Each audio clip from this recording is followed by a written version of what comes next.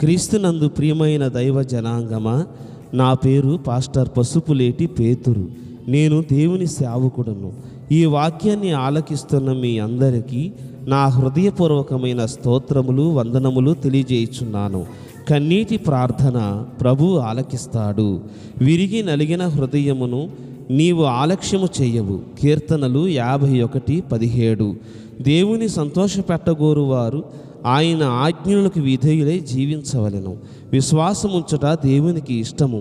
అదే సమయమున విరిగి నలిగిన మనసు దేవునికి ఇష్టమైన బలిగా చెప్పబడుచున్నది. ఆనాడు పాపము చేసిన దావీదు విరిగి నలిగిన మనసుతో దేవుని ఎదుట ప్రార్థన చేశాడు. తన పాపములను క్షమింపవలసినదిగా గోజాడాడు. ప్రియులారా, మనము గమనించాలి, యేసుక్రీస్తు శిలువలో తన రక్తమును కార్చింది మన పాపాలకు క్షమించడానికే. మన పాపములను మన మీద ప్రభుత్వము చేయకుండా వాటి నుంచి మనల్ని విడిపించి పరిశుద్ధులుగా తీర్చడానికి యేసు తన రక్తమును కార్చాడు.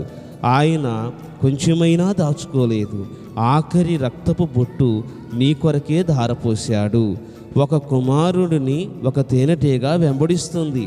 ఆ కుమారుడు వారి తండ్రి దగ్గరికి పారిపోయి అన్నాడు, తండ్రి, ఈ తేనెటీగ నన్ను కుడుతుంది, నాకు నొప్పిలిస్తుంది అన్నాడు. తండ్రి ఆ కుమారుని కౌగలించుకున్నాడు. ఆ తేనెటీగ తండ్రి యొక్క నుదుటిన కుట్టి వెళ్ళిపోయింది. ముళ్ళు ఆ తండ్రిలో విరిగింది. కుమారుని చూసి అన్నాడు కదా, కుమారుడా, ముళ్ళు నాలో విరిగింది. తేనెటీగ ఇక నీకు ఏ హాని చేయదు. నువ్వు వెళ్ళి స్వతంత్రము కలిగి జీవించవచ్చు అన్నాడు. పరలోకం దేవుడికి ఇచ్చే గొప్ప వరం. మరణమనే ముళ్ళు ఆయనలో విరిగింది. మరణమనే ముళ్ళును ఆయన విరిచివేశాడు, జయించాడు, తిరిగి లేచి పునరుద్ధానుడయ్యాడు. క్రీస్తునందు ప్రియ శ్రోత, నీవు కన్నీరు గార్చి ప్రార్థన చెయ్యి. దేవుడు నీకు సహాయం చేస్తాడు. ఆయన ఉన్నతమైన పరలోక రాజ్యాన్ని నీకు ఇవ్వాలని ఆశపడుతున్నాడు. ఆయన నిన్ను బట్టి సంతోషించాలని, నిన్ను ఆయనతో సహా నిన్ను ఆయన పక్షముగా ఉంచుకోవాలని, ఆయన రాజ్యములు నిన్ను తేజరిలింపజేయాలని ఆయన కోరుతున్నాడు. యోబు గ్రంథం 33:26 వాడు దేవుని బతిమాలుకుని ఎడల ఆయన వానిని కటాక్షించును, కావున వాడు ఆయన ముఖము చూచి సంతోషిస్తాడు. చూశారా, మనం ప్రార్థన చేస్తున్నప్పుడు దేవుడు సంతోషిస్తాడు. ఆయనతో మనం ఉండాలన్నది ఆయన కోరిక. ప్రియ శ్రోత, నిన్ను చూచి ఆయన సంతోషిస్తున్నాడు, ఆనందిస్తున్నాడు. ప్రార్థనే నేర్పిస్తుంది. విరిగి నలిగిన హృదయం దేవునికి ప్రీతికరమైన, ఇష్టమైన బలి. ఈ ఉదయకాల సాయంకాల వేళల్లో నీవు వాక్యం వింటున్న ఈ సమయంలో దేవుడు నీ ప్రార్థన ఆలకిస్తాడు. సుంకరి పరిసయ్యుడు తన స్వనీతిని గూర్చి చాటించుకొనుచుండగా సుంకరి ఎంతో దీనముగా ప్రభు సన్నిధిలో ప్రార్థించాడు. దేవా, పాపినైన నన్ను కరుణించుము అని గోజాడాడు.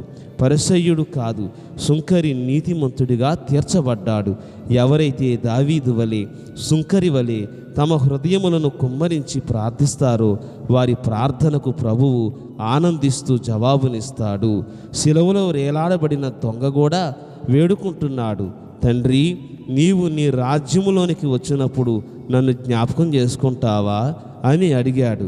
ప్రభు అయిన యేసుక్రీస్తు నిశ్చయముగా నేడు నీవు నాతో కూడా పరదైసులో ఉండు అని చెప్పాడు. ప్రియులారా, కన్నీటితో విరిగి నలిగిన హృదయముతో ప్రభునకు ప్రార్థన చేస్తే ప్రభు తక్షణమే నీకు సమాధానం ఇస్తాడు. అడుగుడి మీకు ఇయ్యబడును, వెదుకుడి మీకు దొరుకును, తట్టుడి మీకు తీయబడును అన్నాడు. ఎప్పుడు అది మనకు పనిచేస్తుంది? ఆయన మనకు తండ్రి అయినప్పుడు, మనము ఆయనకు బిడ్డలుగా ఉన్నప్పుడు.